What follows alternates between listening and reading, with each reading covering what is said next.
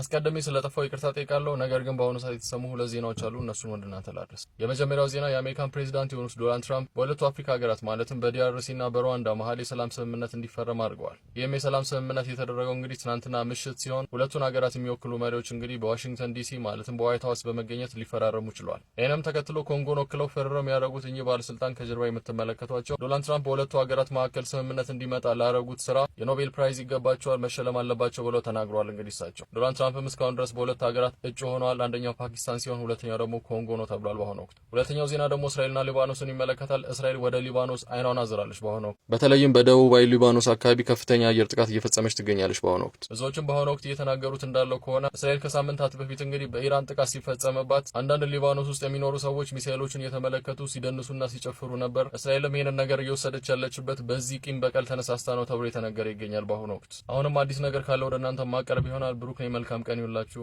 አመሰግናለሁ።